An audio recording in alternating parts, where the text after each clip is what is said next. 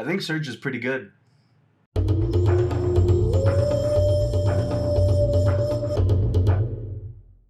Hey everybody, it's Spirit here, and today I'm going to give you a breakdown of the top 16 from the PPG Invitational back in Orlando. So, not to mince words here, but as we can see from the pie chart here, Surge is pretty good. Surge decks making up 75% of the top 16 cut, and when you watch the stream, that's all we saw all day. Whereas last week with the previous regional, we saw Surge Coup be the breakout deck. A lot of people were speculating that Piccolo was just being fine-tuned or wasn't being played by as many players as Surge Coup was, which can kind of explain why now Piccolo has gained some ground here and has the most slots in the top 16. But nevertheless, Surge Coup is still a fantastic deck. No surprise that made it up there. Surge Broly still up there. No Surge Keplas, as a lot of us had predicted. And that's mostly just due to the fact that Kefla doesn't see enough cards, and she's more of a pumped up version of the previous hit we had gotten, and yet even that isn't good enough. Not to say that without the future support she won't be available, just right now she's not really something that was doing great. To round out the rest of the top 16, we have two starter baby decks running the typical grade 8 package. We have a red Vegeta baby, which is a nice spice to see. And then we have finally one Broly to round it all out. So we're going to take a look at the deck lists. I went ahead and put them all on Shenzhen's Lair. The links will be available in the description down below. I am in serious lack of sleep. I didn't sleep at all last night, so I figured I might as well get this all done, and we're gonna go through them now. So we're gonna start off with Piccolo and make our way around the chart, going through Surge, Goku, Broly, and then finish off with the babies and the Broly. So the first deck we're going to look at is Eddie St. Lair's Surge Piccolo deck. So this is just your basic blue-green, no special splashes in there, and really it's a mix of ramping up to scary threats like Android 21, the SCR, having energy to be able to Bad Omen and burn down your opponent, while also including the Zamasu package to really grind away at your opponent's hand and apply decent pressure while keeping the board clean. This is more of a mid-range option. As you can see, there's a lot of self-awakening. He has a lot of combo to try and keep himself at a high life total so that he can just keep pressuring bit by bit. So going through the list, we have Krillin the Cunning. This is the one that prevents your opponent from untapping unless they pitch cards into their warp from their drop. Obviously there to scave off anyone who's trying to aggro you down and apply a lot of pressure. We saw some Surge Coup lists previously abuse Bean, and that's to try and slow down those kinds of plays to make sure that you can survive longer. Dimension Magic, 4 of free in the deck. Sensu Bean, of course. Here we see Newfound Power Son Gohan. The deck sometimes struggles to self-awaken. When you really need to ramp, you need to make sure that you can actually get to the 3 life total. I know just from the release tournament we played that I 100% dropped a match just because I completely forgot about the 3 life. It's something that you need to be aware of and you need to work towards. Heavy Kick Krillin, 10k combo. That's really all there is to it. Really good on defense. Unyielding Spear Trunks, obviously. 4 hidden potentials. So this is the new and improved Preemptive Strike. Gives you back an energy once you're done killing off the card. We got 4 check lands, 4 Paragus, best super combo in green. I've seen some lists run some splits, and we're going to see them later. But really, I think you really want to focus on having Paragus as your super combo to really dig deep. There's no reason not to, I believe. Then we have the Zamasu package. So we have the Super Saiyan Rose here, which goes into Twisted Justice, which pops cards, forces your opponent to discard, and you're applying all this great chip pressure. Finally, we have 2 Omens. They're great to just close out your opponent once you've grinded out the game. It's really good to get a sneaky little kill in with it. And oftentimes players just forget that they can't go to 1 or even 2, depending on how much energy you have, because these things will just kill you outright. We have the SCR. If we're running the blue-green package, as mid-rangey as we are, no reason not to run it. And then we top off with 3 of the Android 21. Some decks still just flat out lose to it. It's a free win against Hatchak if you're able to get to it. And while it's not something that, you know, you should be running in a lot of reasons to be running it still within this meta. Going onto the sideboard, we see 4 Wishes Coercions, more defense, Special Beam Cannon, 10k combo, rip a card out of your opponent's hand. When you get into the later stages of the game, when we're talking about Surge versus Surge, neither decks are actually drawing anymore. It really becomes, you know, draw once per turn. And this kind of forcing your opponent to pitch cards while you're applying pressure can actually help a lot in you winning out the long game. 3 objections if you ever need to turbo out any of the rush, and then topping off with 4 of the Infernal Intruder Janemba. These apply good pressure for cheap. You know, you're going to be ramping anyways, and while you do, for 1 blue energy, you get to start applying 20k crit.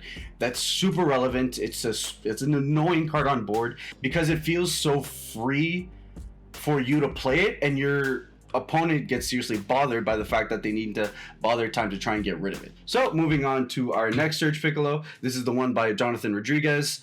This one goes a bit bigger, focuses more on the Android 16 ramping.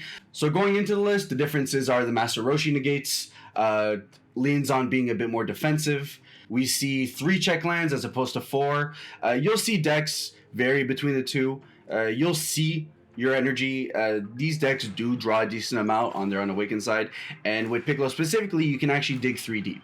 If you consider that you scry the card to the bottom at the start of your turn, then you draw, which means that you have a high likelihood of seeing a lot of the cards that you're going to need. Again, runs Paragus, runs the Zamasu package, this time running 3 Vegeta the Cruels.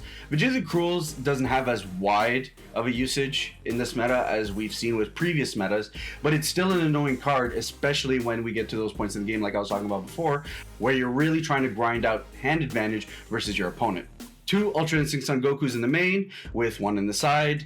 One of the best answer cards in the game. Pretty much shuts down any opponent that tries to go tall. No reason not to. Piccolo Simulated Ability, same thing. Barrier, super annoying card to get rid of, gives you card advantage, destroys cards on the battle area, and something that's truly real for this meta is that making sure that the board is clean is super important, because there are a lot of cards right now, especially in red yellow, that take advantage of being able to go wide. For defensive decks, it makes it so that it's really important that you maintain a clean board, because if not, you're just going to get run over. 2 Ultimate Fusion Gojitas, keeps the board clean, draws you cards. Double Striker does a lot of what you want to do and just applies pressure. Then we got Son Goku and Gohan. Fix your mana. It's a good arrival card if you need to KO something at arrival speed. Maining Food the Dark Banisher. Maining this card is really going to be mostly if you feel you're going to face a lot of things like Hatchiak or a lot of grinding matchups. While I do believe it's almost necessary to run somewhere in your 65, whether you're going to main it or side it is really a point of preference as to whether you want to be applying pressure early or you want to gain some percentage points against slower decks. Finally, we round off with a couple of Android 21s.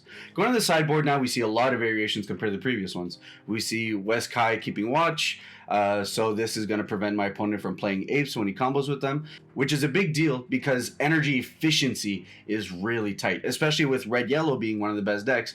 And while red-yellow can do a lot, red-yellow is always really tight on energy costs. And unlike having access to blue, what it has is what it has, and that's it. So West Kai being able to pop away an ape that your opponent tried to come into board, huge deal. Mafuba shuts down Baby, shuts down any big bombs. Mafuba's making a comeback because it's harder to answer counterplays. You know, with Battering gone, they either need the 3 yellow with a yellow leader to be running the cooler, or they need to be using a red leader to be using the one that came with the expansion Surge Zeno, Almighty Guardian, counterplay Papa card, and if you have Universe 7, which you have the Roshi negates, which means it is very much possible that you're going to have 2 Universe 7s. It's a 2 cost as opposed to a 3 cost. Decent enough.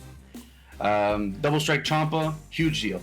Because of the prevalence of Surge Coup and Baby, I think it's super important to be capable of giving one of your battle cards, or especially giving your leader Double Strike to close out games. Baby is because oftentimes if they're going for your kill turn and you manage to survive, all you need is at most a 2. because they had to get themselves there to awaken to really try and get to kill you, which is a huge deal. And it's against Surge-Ku. Surge-Ku can't negate your leader ability, so that makes it very important. Topping off, we have another Ultra Instinct, a couple of Banisher Fus. Banisher Fu is also making a comeback. Like I said, keeping the board clean is super important in this meta, which means we need cheap and efficient removal. So not only does he pop a card, usually you're going to use the Fu to swing into a battle card to clear off that one. He's also a double striker, which isn't relevant. You know, a double striker for 1 is really good. It's really efficient. We need that energy efficiency and we need that clean removal. Finally, a couple of Bad Omens for those long matchups, and more Zamasus to top off the Zamasu engine if you feel like you need to go more into forcing your opponent's discard. Now we'll take a look at Marky McKinney's Piccolo deck. This one is tricolor. So running yellow here has a couple of benefits. Primarily being able to run SS Broly All Out Assault. SS Broly KOs a card that's greater than or equal to your opponent's energy when they play it. Huge boon, especially when we're in a game right now where everything gets cheated out. If you're playing something fairly, it's probably because you're trying to close the game out with it. The other yellow additions are the graded Gokus. Those are super good with Surge Leaders because it gives you a source of being able to draw into more outs, being able to out-hand advantage your opponent even when awakened. Because you'll realize when you play these Surge Leaders that it's really tough keeping up your hand advantage once you're awakened. These help leverage that, and they provide yellow combo for your Super Saiyan Broly. Then to round out some green-yellow for charges, as well as just an extra arrival, we have the Krillin and Android 18. And then we have a little bit of tech to try and round it all. We have Frost Deadly Poison, since we're running yellow, good reason to run that. Fu Shrouded in Mystery is making a comeback in the meta, and that's one of the only few cards that really stops it. If not only are you locked out from trying to defend yourself by your opponent, but if you survive, you can't even take your opponent out, most likely because all your cards are basically vanillas. And then the deck rounds out with Toa as the overwhelm of choice, a couple of sacrifice negates, and then the deck rounds out with a couple of Toas, a couple of sacrifice negates, and then the deck rounds out with a couple of Toas, a couple of sacrifice negates, and then the rest is pretty similar to the list we've seen before. Looking at the sideboard, we have a couple of Slumber Strikes. Once again, really good in this boss monster heavy type of meta we're in. Another sacrifice, another hidden potential, obviously leaning more into the going defensive. Double impact Krillin, getting rid of any pesky 2-drops, even if they have barrier. And then more commitment to the Zamasu engine. So instead of maining it, we're siding it. But you can see the resurgence and importance of this Zamasu engine in this kind of archetype. And it makes a lot of sense because hand size is becoming way tougher to hold up to now in the long game than it used to be, just because of the way Surge innately works. And that's with Tau in the meta, mind you. So imagine once Tau eventually gets banned, which is what, at the end of the week, I believe, or relatively closely. I think we're going to start seeing a lot more of these Zamasu engines like we've been seeing in the last couple of decks. And then finally, one Android 21 to top off the sideboard. And here we have Daehan's Surge Piccolo list. That's right, Daehan did not play Janemba, although there were a couple of Janemba players on stream. But this one is also adding a yellow package in it, and this one is trying to go big. So we're seeing the Android 16s, and we're really trying to ramp so that we can get to things like King Vegeta. Then we lock down our opponent from being able to do anything until we decide that we want to go for game. And that's why we have this little right here. We got Victory Strike. This deck wants to go big, and it's going to play big things while playing very defensively. So that's why we see things like 3 Master Roshis. We see 2 Nimbus's main, 2 Ultra Instincts, 2 Champas, 4 Vegeta the Cruels, 2 of the SS Brolys, while having a couple of top ends in regular blue-green if the game needs to go to that. So the couple of Android 21s, we have Piccolo. So I can see this is very Shenron ramp-ish. It's got that vibe to it, and that's really what it's going for in terms of how it wants to play out the game. It wants to be able to lock you out of doing stuff and then deploy threat after threat after threat that you're not going to be able to deal. Obviously, this kind of playstyle gets punished by, really quick-paced aggro decks, but that's why you add in more negates and you add in more ways to take advantage of that. And then finally, we have Planet Vegeta, which searches out, like, I want to say about a third of the deck. It searches out your super combo, searches out your Goku, searches out your Vegeta. So for the most part, it searches out a good portion of your deck that's worth having. Sideboard, again, we see the Weskai, Flying Nimbus, Fuba, the couple objections, because if you just need to ramp harder. A couple of Frost Deadly Poison, because hey, we're running yellow, so it's a good idea to take a couple of those if we think we're going to need them. The Removal Zeno, just because it's really cheap and efficient way to get rid of an opponent's cards. Trunks, Power Overseeing Time, that could be to get back things like, you know, Awaken Power if it gets milled out, or any of your bombs that you're going to need back. Another Super Saiyan Broly. And funny enough, the Gogeta here revived, which leads me to believe this is a bit of a transformational sideboard perhaps, because remember, if you ramp up with cards like Android 16, you actually can't play Gogeta. So that's why probably those get subbed out, or they just get charged. There has to be some way that this is being played around so that this still works. And then finally, we top off with 2 Son Goku, Hope of Universe 7. We are a green leader, which means we do get the procs off the triple attack, which means that in really grindy games where you can probably get there in terms of energy, it's really good because it has triple attack, crit, and your opponent needs to neg a card every time that this card attacks. Super good, and obviously you can evolve on top of it with Victory Strike. Moving on, we have Andrew D's, and I'm sorry I don't know your last name. The deck list only said D. But looking on this list, again, we have more yellow. So obviously we're seeing a trend here. That yellow is the tech color that you really want to add in to try and get you to go to the long game if you want to go with big decks like this. Again, we see, you know, finishers like Fushada and Mystery now. We see Super Saiyan 4 Vegeta. We see the SS Broly. All very similar cards. This one not going as big, but instead we have mid-ranger options like we have Janemba, like I was saying before, super annoying to deal with, applies early pressure without really having to commit much on your end. That's what the deck does. It's really just there to grind you out. Sideboard, we have Iskai keeping watch, which is actually decently good against, you know, this really counterplay meta we have. Puts a card... If your opponent plays something on your turn, they have to take a card from the hand, put it on the bottom of the deck. I was actually thinking about this card this past set and looking forward to the future set because it's actually super annoying because you don't want to waste removal on it. And like sometimes there's incidental removal in the meta, so that's not an issue. But it's annoying to deal with when it's not there because it negs you when you're already making kind of like a reactionary play. So super annoying.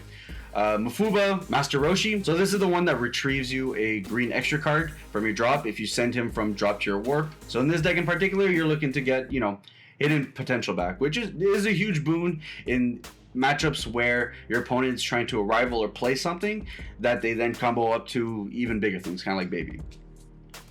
Hidden Power Supreme Kai, Double Strike, super important.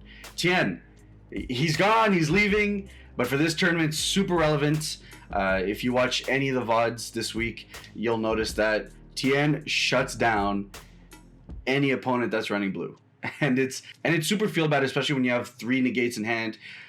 That the whole mechanic of blue is energy manipulation, and this one just says no entirely. Super tough to deal with, and lots of decks are running in the side. Super happy it's leaving. Even though I've won my fair share of games with it, I'm not sad to see this card go. Finally, another Ultra Instinct Son Goku, a couple of Dimension Banisher Foos, and 2 Final Showdown Son Gokus. Because we're rivaling Krillin and Android 18, there's potential there for them to, you know, get KO'd. And from there, we can actually play this, which KOs a card, has triple strike. It's a play that your opponent might not see coming, or probably won't see coming, which makes it really potent. Now, hopping on over, we finally hit Surge Qs. So, those were all the Piccolo decks. Looking into Surge Q first, we're going to start with Joey's Cross-World TCG, who did phenomenal. He played so tight. Shout outs to Joey because he played really well. I know you know that Broly play into the Tau was all calculated. I see you. But if we look into the deck list, this one is primarily red-yellow. None of the blue splash that we saw in Robbies List last week. This one focuses almost completely on control. So we see 2 Broly's Crowns of Retribution. Huge card, star card of probably the last tournament, and while it hasn't made as big waves on stream this tournament, it's so annoying because you're either going to commit counter plays to this measly 1-drop that really doesn't do anything besides rip a card out of your hand, or you're going to give your opponent not only the information on if they can go in or not, what kind of plays can they make, but they also get to rip a card. It's insanely powerful. In Magic, Thoughtseize is one of the best cards to ever be made. This is Thoughtseize on a body. Okay. Nimbus main board. We're trying to go along here. We're trying to grind out our games. Nimbus does that for us. Crusher Ball. Cheap and efficient way to rest one of your opponent's cards without being committed to having 4 life like the new ones from set 9 made us. Which is good because while there is way more deflect than there used to be, it's not so prevalent that you don't hit anything. You still hit a lot of targets with it. You hit SS4, you hit an Ape. It's got decent targets to warrant playing. A couple of Denial of Hopes. We didn't really see many lists last week run really many extra card counterplays, but we're seeing them come back. Makes sense because Baby's still a deck, and it's really good against Ultra Instinct Son Goku. It's clutch when Topo comes in if you have the energy open for that. The 2 red specific makes it tough, and that's the thing with red yellow. Specified cost is really tight, which means that charging, you need to be very wary of what you're charging so that you don't lock yourself out of your plays. Like for the SCR, for example, you need 3 yellows, 2 reds. If your intent in that game is to play that card, you need to be super aware of that. Then we got the Great Gokus. Good card to pitch. Your leader swings and then you draw and pitch. And cards like this that you get rid of and can get you value, and like I said, once you awaken, it can get you those draws that you're not getting on your leader anymore. Very effective, super important. I think a lot of matchups are decided on the back of which one of you ends up seeing more Great Apes late game. Entirely. 4 shoe super combos. A lot of decks are running 2-2 splits or 3-1 splits. Some of them are running sparking negates instead of life negates because typically the deck wants to stay at like 5-ish. But you don't want those turning off when you have to do things like Banish a Fu. Beer's Biding His Time. This is the aggro tech. Costs 1 energy if you have a red-yellow charge. Puts good pressure. It's annoying for your opponent to deal with. Then we got Champa. Like I said, guys, you gotta have the double strike. I think now more than ever, with how prevalent it is to just get rid of your opponent's skills, you need to run a number of these cards. I would argue 2, just because it's so important to see. Swift Retaliation Cooler. Go in and close the game. Battering's battering, even if it costs 3 and is really tough to get off sometimes. A couple of Champas, you don't want to lose to Gojitas, you don't want to lose to Big Bombs, draws a card. While it wasn't great in the previous meta, with these Surge Leaders coming in, significantly better. 4 Topos. Topo essentially says, your turn's done. Why would you not run Topos if you're running red? Not much to say there. 4 Bardock Apes. While not every deck runs 4 because you don't always want to see them as often as you do, almost free pressure on the combo step, draws you cards, can be played defensively effectively. Do I really need to say more about these Dropbox cards? Basher Fu, removal, double strike, efficient. Super Saiyan Vegeta, board wipe, instant speed, beans your leader, Beerus, kills 30Ks, rests your opponent. Super relevant against Janemba because you can just rest your opponent's Janemba, rest it, and you gave yourself so many extra turns and able to apply way more pressure. Super good. Super Saiyan 4, what we're essentially awakening on is probably Beerus. Because we don't have Bean in this deck, that's really your only target to get there, but you are going to see them and they are going to be on board because you will be playing them. Finally, to round out in terms of big bombs, we have the SCR, which is super clutch when you have a really wide board. Remember, you're going to be playing Apes, and you're playing, one-drop Beeruses, so there's a lot of cards that are going to incidentally just be on board by you playing defense, and then if you drop Janemba on top of that, you're essentially closing out the game, even if they have things like the Surge Coup ability to neg all abilities. That's fine. Your board is wide enough that you probably have enough damage on board anyways without double strikes, dual attacks, or any of that stuff. And finally, Fu Shrouded in Mystery turns off everything. And if you have a board, it's probably game. And if you don't, you're probably not going to die because your opponent actually can't do anything. Super good card, and anytime the meta slows down, this card comes back. Sideboard, West Kai. We already know for the Bardocks. Flying Nimbus, Crusher Ball, Mercenary Tao also leaving. Super important against things like Topo. If your opponent Topos, you can actually Tao and swing, and because their card is making you pitch 2, you have to pitch 3. Or also works against Broly, Crown of Retribution. like I said, like I said at the beginning, even though Joey totally meant to do it and it was completely calculated, Broly makes you discard. Even if you're choosing, your opponent's still discarding because of your skill. So don't forget about that.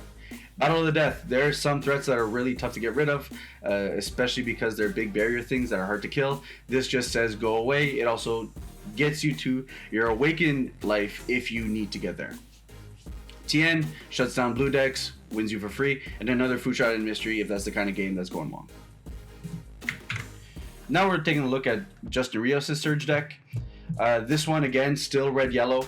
The spicy tech here is that he's running a bit of blue, way less of a splash than Robbies List was running. This one is really just to set you up to play Gogeta Hero Revived if you need to, and then you get access to a couple of beans incidentally. You get access to Deadly Poison incidentally while trying to set that up. And if you're wondering why Path to Greatness is here, while yeah, it's a good card that, you know, draws and it's a 19k, it's like okay, it allows you to Union Fusion with the Super Saiyan Vegeta Exploiting Weakness. So if you're going to be running Super Saiyan Vegeta Exploiting Weakness anyways, you might as well get a couple of cards that synergize with it to let you play your big boss monster that most people probably don't expect you to be playing in the first place. Very powerful. And you can throw them off by making them think you're running a high mastery package. There's a lot of mind games that goes on with this build of the deck. As for rounding out the rest of it, it's very typical of what we see in any other Surge Crew deck. You have the Great Apes, you have the Great Apes, you have Champa, you have Beerus, you have the Baby Janemba SCR, you have SS4. SS4 again, really only with Beerus, but now that we have Beans, we have the benefit that if we have a Topo on board, or we have any other 20k, that we can bump him up with a Sensu Bean and then awaken from there. Sideboard, we have Afterimage technique, relevant because like we saw with the previous Piccolo deck, Victory Strike is making a comeback, and Afterimage is one of the best negates in the game to be able to deal with that. Then we have Bardock, Surge of Inspiration. He's a Roshi, he negates and plays on board, but you also have the benefit that you can use him from the board to Awaken Surge, which means you only have to neg one card to be able to Surge Awaken as opposed to needing 2 cards from your hand. You already got your use out of this card by negating an attack, and then you're getting extra usage from it from Surge Awakening. Then we round out with Tau, Denial of Hope, Battle of the Death, Almighty Resistance. Battering is battering. In some games where you feel you just need to punch through, this is going to do it. It's cheaper than Cooler. Red-Yellow is way more accessible than Yellow. And not much more to say about that. It's super strong. Tien, Super Baby 2. Seeing a lot more plain decks and a lot more decks other than Baby. Even Marcel Russell has said he prefers this 5-drop than the SCR, and I totally get why. It has the same cost. It does almost the same thing. You know, you still have offering, but this one negates abilities, and it wipes the board. It stops Hachiak if your opponent has their Surge Leader awakened, because their abilities aren't keywords. They can't use them. So it's a very key card if you're able to get it out in a appropriately stacked board. And then Food Dark Banisher. Moving on, we have Travis Washburn's version of Surge Coup. This one also has the blue splash. So here we got Beans, we have Hercule and Boo with the combination attack, very similar to what we saw in Robbie's deck before. We have one Bardock, Surge of Inspiration, with one Master Roshi. Master Roshi is probably a sub-in for what probably should be another Bardock, but it's another body negate. You know, it's a free combo after you negate. You already got your use out of it. Sometimes it's 2 for 1. It's pretty good. Other notable inclusions, Vegeta, Agent of Destruction. Because you're running blue anyways, it's removal. It's a big beefy attacker. Like, it's relevant. And there's a couple more in the sideboard for games where you want to grind out that way. It's a pretty good card. Especially now that we have Surge Leaders and we have such easy access to multiple colors of energy. It's essentially free. And then finally, we have an additional threat in the form of Mira alongside of the SCR and Fushrouded Mystery. Sideboard, nothing too crazy that we haven't seen. A couple of Haru Harus. While I am surprised we haven't seen as many sideboards run Haru Haru, Haru Haru hits a lot of things now. Both Surge Leaders, which is super relevant. You just need to be careful because you're super open to counterplays with Haru Haru. But if you can squeeze your opponent to a point where you know you can play her safely, she's super good. And will be super good moving on, as she's one of the few cards that survive the ban, which says, you know, if your opponent's leader is X color, you know, get a freebie. She's just balanced by the fact that instead of costing 1, like a lot of the other ones do, she still ends up costing 3, but she nets you 4 energy. Huge deal. And then finally, we got Vegeta's, Tien, Super Baby 2, and Fu. Moving along, we have Hassan Mihadin's Surgical List. This one's purely red-yellow, stacking a 4 of Broly Crown of Retribution. I've seen it float between 2 and 3 for the most part. Very few people commit to the 4 of, and I think that's just because you don't need to see them early, right? While having them early and being able to rip away your opponent's combo pieces can be good, it's not as powerful as late game where really you're trying to close out the game, and that's where this card shines. Besides that, looks very similar to the other list we were seeing. Opts for the Sparking Super Combo. Makes sense. You want to stay at a high life total, and you want to make sure that you draw a lot. Especially with the fact that his overall packages are game enders. They're not really mid-range options that let you dig for cards or anything of the sort. 2 Trompas, super relevant. We want to give our leaders double strike. And then you just round out the rest of it, right? You got your coolers, your Trompa, Topo, Beerus, SS4. SS4 here only really evolves on the Beerus, just something to keep note of. And then on the sideboard, Remote Serious Bomb. In some matchups, like the baby matchup, let's say, you can be stuck just having to deal with an Apoco Grudge, and that's kind of annoying to get rid of. Remote Serious Bomb just says goodbye. And then Nimbus, Tau, Battle of the Death, Tien, and Super Baby 5. Alright, now we get to the Surge Broly's, there are 3 Surge Broly's that made it into top 16, and let's look at Robbies List. So Robbie opted to play Broly this time, as opposed to going back with Surge Coup. And after having playtested with it on my own with the buddies back at my locals, I can see why. The deck is really powerful at what it does. So Robbie's List opts in to run 4-star balls, and that's because he runs Familial Bonds, and that's because he runs Digging Deep. And Digging Deep is actually a really good card, especially when you lean on a deck that's a little bit more aggressive, like Robbie's is. He's a dual attacker that pumps himself, he self-awakens, and he applies a lot of really good pressure, especially when you can get him out on turn 2. He's super annoying to deal with, especially when your leader is essentially plussing on every combo that's relevant in the early turns. Once per turn, Broly draws a card when you combo, so that's why we're running things like Chi-Chi. Chi-Chi says if you have 2 green charges, she draws you a card. So she's essentially a draw 2 if she's your first draw with the leader. If she's your first combo with the leader. Really good. And that's really where this strategy leans on. You run Goten because Goten pitches your Dormant Legend into your drop. If your hand size is low, you draw a card, and then you just draw a card because you're leader. Broly Swift Executioner, super key card. Self-Awakening, your opponent has to pitch a card. Very relevant in this hand size matters type of meta we're in. And it has crit, 20k crit, very annoying body to deal with. And that's really the theme of Broly. He pushes presence really hard with a lot of annoying attackers, and he's able to pressure in a way that's kind of tough to deal with, especially once he's able to rival the Broly Tragedy Foretold.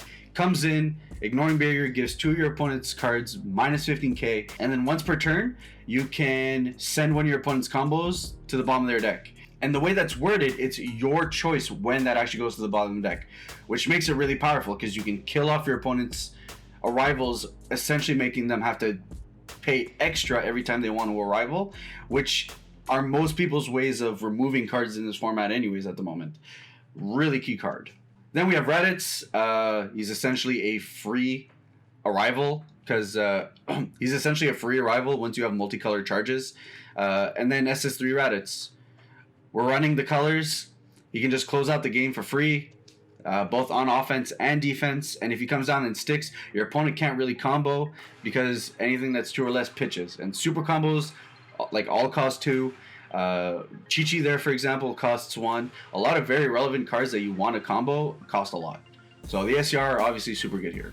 Then there's the key plays you can't really forget about once Broly's awakened and trying to go for game. Broly can either KO a card, ignoring barrier by using one of his surge abilities, which means you can't go tall against him because you're just gonna lose. You try to victory strike him, you're gonna lose. You know, you try to hide mastery him, or you try to go with one big baby ape kill, like you're gonna lose if that's what you go for. And then if he's going on the aggressive, his other surge ability allows him to take a card from drop, combo with it, and then he gets double strike, which means you're essentially getting another free use of your super combo, which in this case is Paragus, which means you're digging 2 guards deeper, plus giving yourself double strike. Super hard to deal with. And while this deck doesn't see as much representation as the other ones, I think that's partly due because accessibility to cards is so much tougher with this kind of deck. I think it's going to be a contender that's going to stick around this surge bubble that we're in right now. And then rounding out the sideboard, we see Tao, Denial of Hope, Burst Dex and Gohan, something I'm surprised to see. But I can understand how if you are in a more aggro position, you're trying to push a lot and you're not going to have a ton in hand. So a 15k attacker isn't too bad. Also, you can get him out with Familial Bonds. So for 2 energy to be able to draw a couple of cards while also have critical attacker, it's pretty good. Then we got Saiyan Technique Vegeta, which is essentially a combo board wipe. Combo with it, play it. Anything your opponent has with 15k or less gets KO'd. Pretty good when your opponent is trying to go for a lower to the ground, I'm going to weenie you out matchup. Especially with exploiting weakness Vegeta, because then you can neg the entire board minus 20, which puts a lot of cards within that minus 50, which puts a lot of cards within that 15k range to then be able to pop them with the 8 Vegeta. Primo combo. Finally, we have Broly the Supreme Berserker, basically able to rip cards out of your opponent's hand, can evolve over the 1-drop Broly if that's a play that's, viable at that point of the game. And then Kaioken. With the whole Dormant Legend package and the Sun Gold 10 and the fact that your card draw comes from comboing, you're going to get a field drop very often, and whereas some decks you see manning it, here it's side, doesn't matter.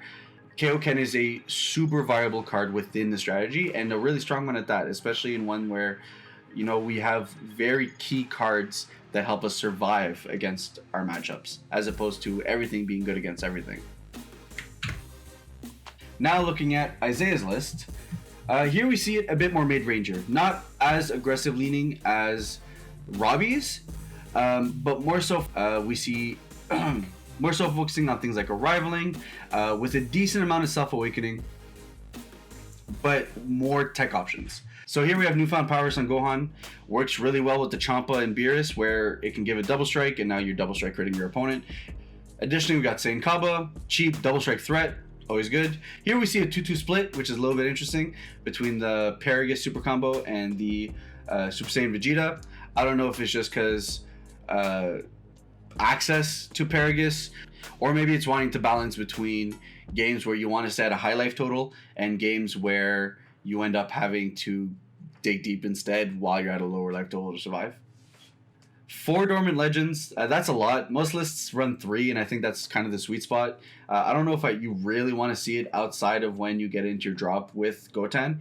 It does fill up your drop. Every time you get hit, you're going to be able to put cards under it, which eventually end up in your drop. Super good for Kaioken. But he doesn't main Kaioken here, but that's okay. The card still does what you need it to do. And it guarantees that you're going to get a hit with it with some Goten. If you're going all in, or you have another card on your battle area that you're going to go in with after one of your attacks, just be aware that Broly can combo God Strike from his drop and get his ability to neg an ability, which could be super relevant if you're trying to rely on one of your other battle cards like Triple Strike, or for, any other skill like Swap, any of those shenanigans. And then the list tops off like any other. We got the Champas, the Champa and Beerus, Raditz, Super Saiyan Blue, Gogeta, very similar to Champa and Beerus, but slightly better when you don't actually have a board, and then he's able to go in as a threat by himself. Going on to the sideboard, an unexpected turn. Card has some decent relevancy, especially when some strategies just try to really push their luck with going wide, especially with something like Broly where you can't go tall. So now your opponent's trying to go wide, and you're going to punish that by saying, oh, okay, nope, we're going to wipe your board. Focus Breakthrough deals with 3-drops. It's a good topo counter if you're going for game or you just don't need topo on board. In range, Gohan Awakening. That's pretty spicy if you ask me, but it effectively just says pop your opponent's card. Doesn't ignore barrier, but it pops anything else. So very relevant card, especially when it's at a counterattack speed. And then to round it off, we see another Beerus, Tien, Vegeta, like I was saying, Kaioken in the side, and that works well with the Dormant Legends in the main board, and then Fu Shadow Industry. And on to our final Surge Broly deck. We have Peter Kotani, which I was very surprised. Peter didn't play Hachiak. I really thought he was going to. Peter showed up on stream. He played tight. He runs the main deck Kaioken. So here you're doing things like comboing away Topo. Topo, when you combo with him, he's going to burst you for 3. And you're really trying to fill up your drop and stay at a high life total to be able to then Kaioken and just kill your opponent from there. So that's where this deck strikes its balance. It's really trying to survive, which is why we have things like the Videl Negate. You know, we're trying to survive, and then we can just combo Videl away to get a draw afterwards. And we're really just trying to make sure that we set up Kaioken. So we're getting Dormant Legends either on board or in the drop while comboing a ton, you know, playing the topos, comboing the topos, and making sure we fill that up so that we can then Kaioken for like everything. Looking onto the sideboard, we have For Greater Good. That's good against Gogeta. If you pitch it early, you're at least guaranteed to have a negate later in the game if you do get Gogeta. It's relevant tech to remind yourself for, especially if we see some more in the future. After Image Technique, why not? It's really good against Victory Strike. It's one of the best negates in the game. Laser Glorious Gohan is essentially just another topo. When you combo with him, you pitch more. So in a game where you feel you really need to get the Kaioken off, like on turn 5, and you're probably going to close it out from there, go ahead, get more of those in. And then we have some more responsive cards. You know, if we need to play on the back foot a little bit more, we have Vegeta the Cruels, Super Saiyan Vegeta Exploiting Weakness, and then to top it all off, we got Champa and Beerus. Now we are heading to our starter baby decks, starting with Thomas Lipman's. I don't know if I'm going to spend a lot of time on this. This is pretty standard fare, right? You're essentially Graceful Charitying for free.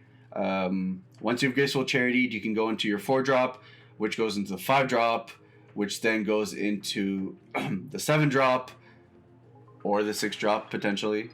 And then you go into SS4, into the pan, and to kill your opponent. Duh.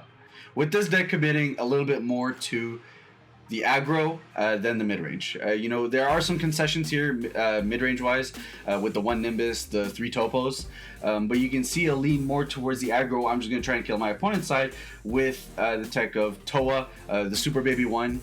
Comes out for free if your opponent takes 2 damage. And then we have a couple of Baby Vengeful Blows. While it wasn't super relevant early on when people didn't really know how to play with Baby, now that people understand that removal on the apes is really key, you can really blow them out by being able to play Vengeful Blow and then re-go back into your chain, you know, get another offering again, or be able to push with a Piccolo Grudge. It's a very key card to consider now. Looking onto the sideboard, Strategies of Universe 7, Beerus shits on this deck completely. It kills everything, and you can't really go for a tall kill turn without Strategies Universe 7. So while I wouldn't say it's a for sure sideboard space, totally key, totally valid, very important. Planet M2, very annoying card for your opponent to have to deal with. Not only is it decent removal against like crap cards on the board, but it also means that it's a free 5k on your opponent's leader whenever you need it. And then wrapping up the sideboard, we just have a bunch of tech cards. You know, a couple of Champas, good against Gogetas or anything that we can't deal with right away. Super Baby 2, good against Hatch, good against anything that you want to negate leader abilities, as well as a board wipe. And then we have, and then just more babies.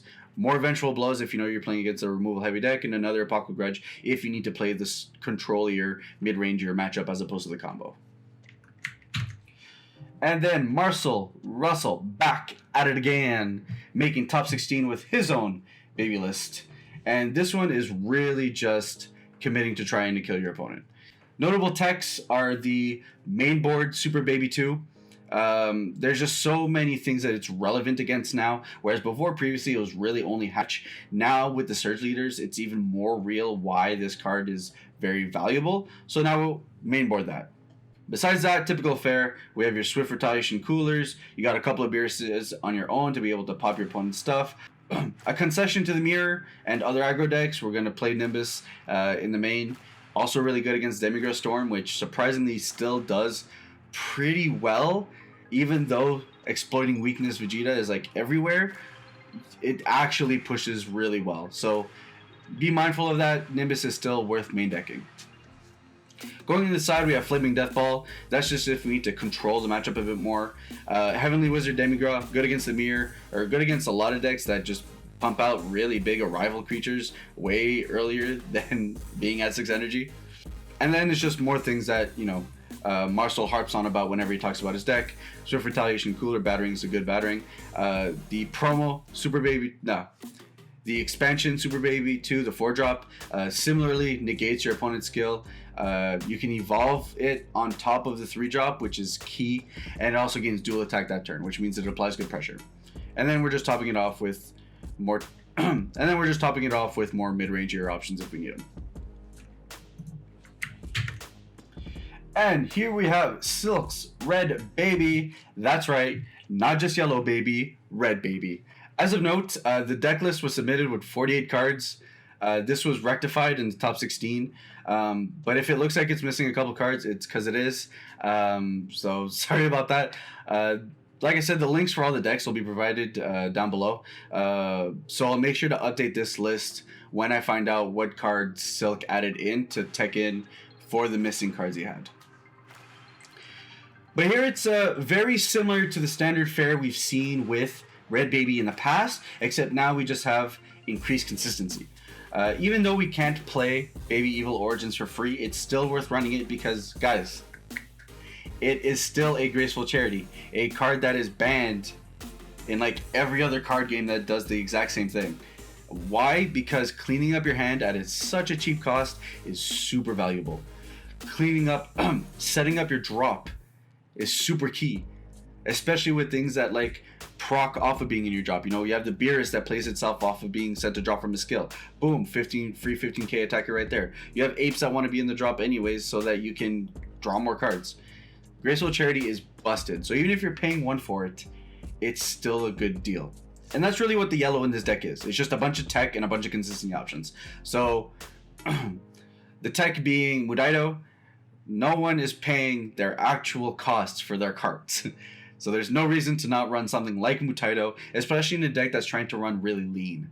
The thing with Red Baby is that it needs a lot of red, so you're going to be charging like 1 yellow and like that's it. So you just need to be tight about the way you play, especially when you're running things like the SCR, which is 5 specified red. Not giving you a lot of wiggle room in terms of how you're going to get there. So of course the line being we can either do the old chain of using the 1-drop Baby to go into the old 4-drop to then go into the 5-drop to then go into a Piccolo Great Ape, or we have the choice to arrival with the red-yellow one to then go into the 5 to then go to the ape.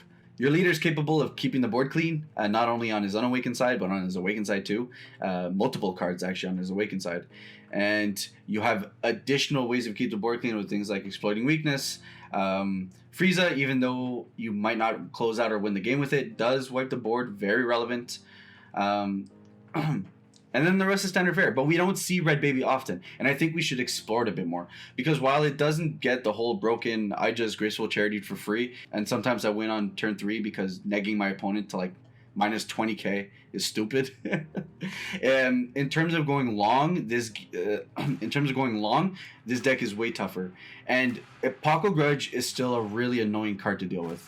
You need to pump a lot of resources unless you have something like a remote serious bomb to get rid of it.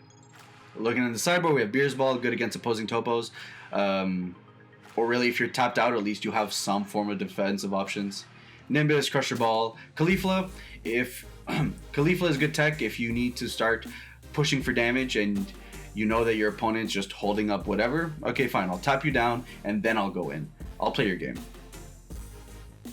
And then the typical roundouts, you know, Haru Haru, Tien, Super Baby 2, Beerus, and Dark Banisher. And our last deck of this PPG Orlando top 16 is, and I am so sorry, I am going to butcher this last name. Please forgive me. We're gonna go with Miguel Cacoyas. Dude, feel free to just like message me and let me know how to pronounce it, please, because I'm actually really fascinated now. This is a variation on What Won Nationals, blue, yellow, good stuff. So what's it run? It runs good cards. From what? Mostly from Draftbox. It's very typical of a lot of decks we've seen as of late since the release of Draftbox. So really what you're trying to do is just be super energy efficient, and while we don't have Zeno button, it's still really good to be able to just do things like play a bunch of Bardock Apes on your opponent's turn, let them not do anything by being able to play Ultra Instinct, Champa, and then just playing a lot of defensive cards like Deadly Poison, Godstrike Beerus. So essentially a lot of your cards just draw you cards for free. You gain a lot of advantage that way, and then you're just trying to close out the game in a grindy fashion. So typically with your Apes, and then you close out big with your Mira or with your Patara SCR. The key of this deck is that its hand size is always big, and there's nothing really that stops its hand size from like consistently growing. Unlike Awakened Leaders, whereas once you're awakened you're done, this is just going to keep drawing and drawing and drawing, because not only does the leader draw still on the awakened side, but like all your battle cards draw, and it's pretty busted. Especially like Son Goku, like this guy, the Goku Black. Yo, Bandai, reprint it like a real reprint. This card is way too hard to get for what it is. And then sideboard to close off this top 16. Unexpected turn, kill your sideboard. Dark Power Black Massane, you don't get the Graceful Charity for free. Desperate Measures, really good against Topo, really good against counterplays that make themselves cost 2 or less. Very relevant card, although it is tough to main. I tried maining it in a couple of locals, and it's just, some matchups it's a super dead card and it feels really bad. Another Frost Deadly Poison, it's a way to stop Shrouded in Mystery Fu and a bunch of other stuff, and I think you just have to respect it. That's the reality of the fact that with a slower meta, we're going to be seeing that card way more. Tian, last time we're seeing you, but great card, good riddance. UI Goku, this one surprised me. In the deck list, you didn't have like the barcode of like the card code, but from what I read of like the title, which like I couldn't totally make out, I'm fairly certain it's Bardock Fully Unleashed. And like, what's he do? Like he overwhelms, and then your opponent chooses all their 6 or more and sends them to warp. Well, okay. I don't know how relevant that is to the meta. And for what it's worth, I could be wrong here. I don't know if this is actually it. This is my interpretation of what I thought I saw on the deck list. But free overwhelms are pretty good. And especially ones that give you like a clean board wipe. And then to top off, Fu the Dark Banisher and Fu Shrouded in Mystery. It's all about Fu every time. Overwhelm. Always Fu. But that has been me. That has been the PPG Invitational Top 16. And I just want to give a shout out to PPG for getting these lists out in a timely manner. And I want to shout out Android, Eggman, and even Cam. Even through the technical difficulties we saw in round 3, they hosted and commentated a fantastic event, and I really hope they get to do more events, because I spent my entire weekend watching it, and it's been a blast. Alright guys, so what do you guys think of the top 16? Are we going to be seeing way more Surge going to set 9? Or do we really think, or do you guys think that set 9 is going to shake up the meta enough that we're not going to see this overbearing of generic good decks all revolving around Surge leaders? Let me know in the comments down below. If you like the content, hit subscribe, hit the bell if you want to keep notified of when my videos come up, and I'll see you guys in the next one. Ciao!